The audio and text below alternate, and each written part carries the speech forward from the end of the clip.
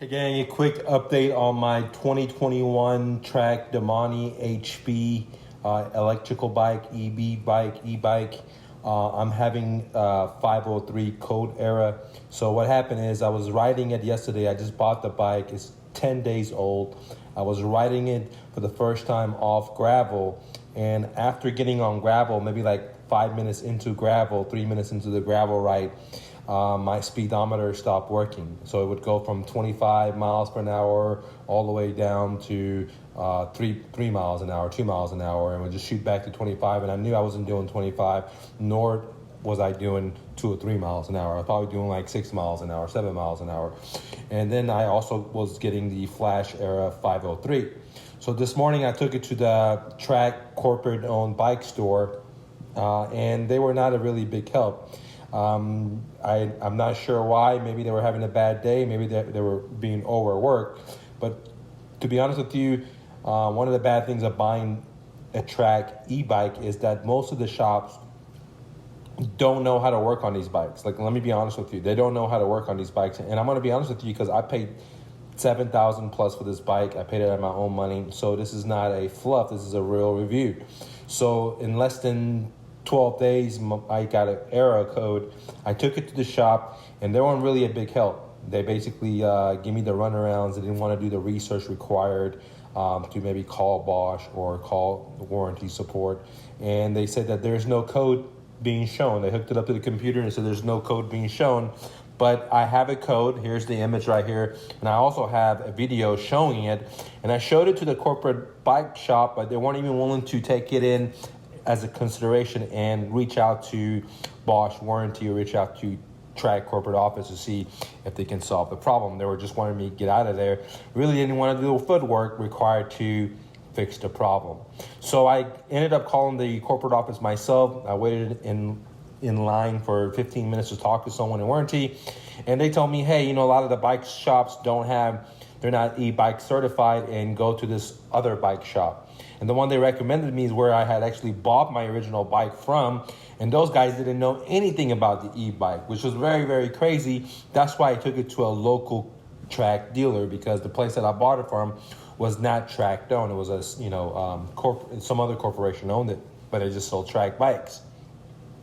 So I told the corporate warranty personnel, I said, well, this is where I bought the bike. They didn't know anything. That's why I took it to another Trek bike dealership. Then she told me, well, take it to this other bike dealership that looks like they're certified. So tomorrow I'll take it to the next dealership. So far I went to the dealership that I bought it from. They didn't know how to fix the bike. I took it to a Trek dealership, and the one that I took it to, they were helpful. But, at a certain point, they weren't helpful anymore because they don't have the understanding. They don't even know where the sensors are or where the problem is, right? Nor do they want to do the research required to do it, maybe because they're so busy with other stuff going on, right? So end of the day, I had to call the warranty department. End of the day, I had to sit there 15 minutes to do the footwork where the mechanic should have done. And now I got to take it to a different bike dealership.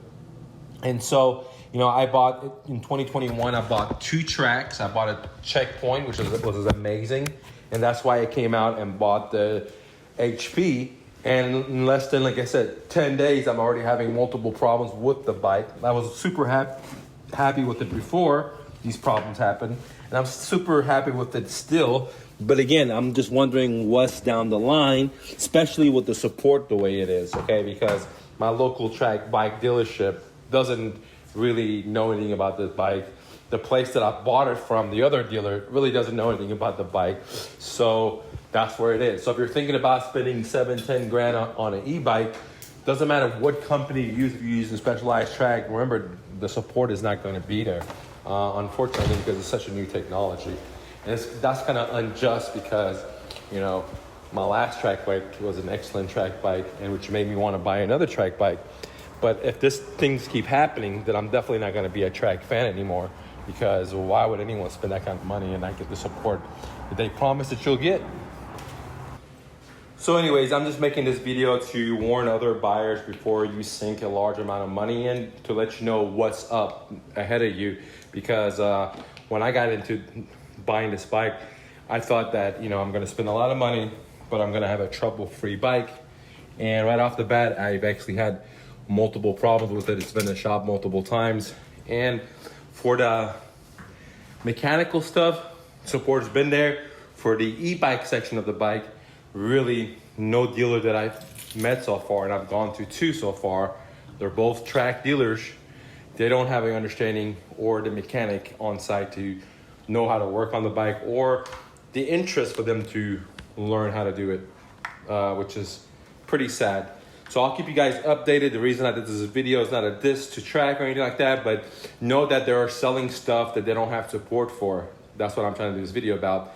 And hopefully Trek will fix this, because I don't think they're where they're at for providing bad service, right? Or bad technology, you know. But at the Trek shop that I've gone through, that's usually the other catch. The other Trek shop that I've gone to, there was two other Treks, the same exact Trek HP, that was having multiple code errors where the engine wouldn't turn on. And there was also another Trek electrical bike that was having problems. So I guess they're having a lot of problems with their Trek e-bikes, and a lot of their stores are not gonna even know what to do with it. So if you're thinking about spending a lot of money on a Trek, you might want to do more due diligence, because you're gonna end up like me, I guess, without really finding support, someone that really knows how to work on the bikes. I will keep you guys updated. You know, I do these videos no fluff, so I can tell it to you just like the way it is, because I bought the bike with my own money, and so no one's gonna sugarcoat it for you. All right, guys, that's why you tune in. Thanks so much for watching. Click the like button. Don't take no for answer. And if you know anybody at Trek, maybe you could have them reach out to me and help me solve this problem. Thank you.